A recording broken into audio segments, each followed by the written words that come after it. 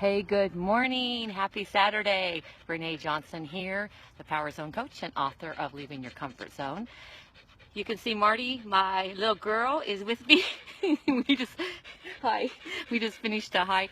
We're actually in the middle of it, and so she's a little out of breath. I'm gonna let her rest for a second here, and I'm going to tell you my second lesson story in the LinkedIn 7 days, 7 stories and lessons. So this one that I'm going to talk about today is an experience that I had about maybe about 5 years ago, and it was Whitewater rafting trip. And I had gone with a friend into Colorado, and we were paired up on these trips. I'd never been on one, and they pair you up with individuals you don't know, and we were paired up with a family and our instructor, our guide. So what they do is they take you out and they show you how to use the equipment, and there's not really anything to buckle you in to the raft, and so you got to learn how to sit a certain way and position. They take you in more mild water areas to teach you how to, swim if you were to, or keep yourself safe and float or whatever, and be rescued if you were to get knocked out. Also how to maneuver, and our instructor was having fun with us and got us to do like backward spins and teaching us how to stand up on the sides, and so we were having a lot of fun with this. And at every corner or junction, he let us know that it was getting a little bit more serious, a little bit more, we need to pay attention. And he was teaching us, different strokes and which team you're on, and, right team, paddle, left team paddle, how to sit, how to lean, all these different commands that were progressively getting us ready for this one big turn that they were going to take us on. It's supposed to have been the fun, like the roller coaster part of the ride. So as we were doing this, we also noticed that the weather was changing, and it was supposed to be like a category, I don't know, 2-ish or so, 2 or 3, being new at this, and that's all we're supposed to get because we were not experienced at all. And the weather was changing, and he mentioned to us that it might get a little bit rougher. We just need to remember, we know the skills stay the same even in the rough water. And we were going through another corner and practicing our maneuvers, and he was keeping it fun, and he was teaching us more things. But now it got even worse, the weather. And we turned this corner, and he was letting us know that this is, I forget the name of it, we could call it, I don't know, Hell's Falls, because this is what it became. And we turned the corner, and what we could see in front of us was this huge, and I'm not exaggerating, this huge wave. But also we could see, as there were boats around us, other rafts around us, that had people floating in the water that had lost people in their raft. This has become a category 4 or 5 as far as the wave strength and height and roughness with it. And so we are beginners and we are faced with this huge wall coming at us. And you know what our instructor did, our guide? He just very calmly said to us, reassured us, we got this.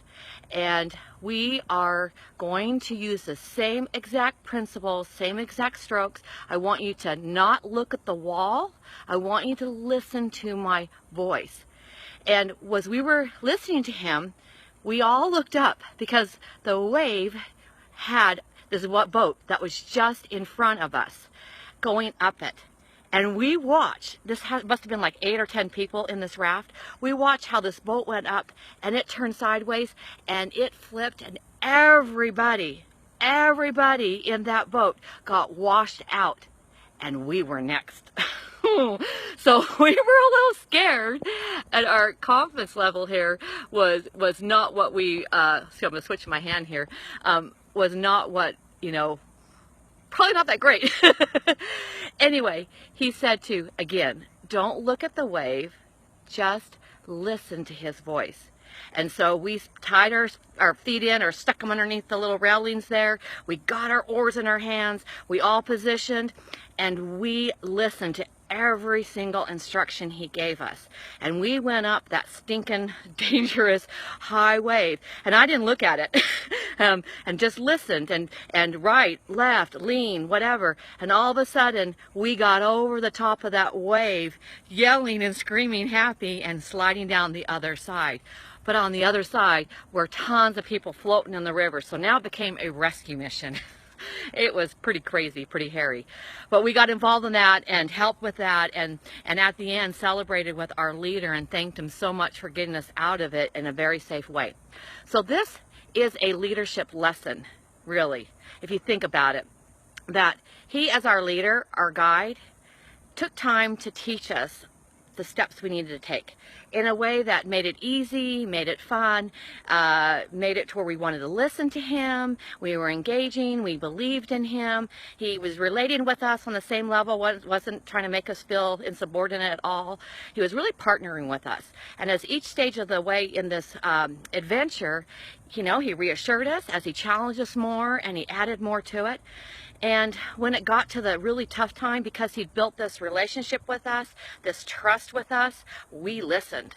And we were able to use our skills in a very challenging time, not guessing, not trying to do our own thing, but we were really dedicated to hearing him out to get us there safely. And it only made us bond with him more and really get the results that we wanted. That's just like leadership.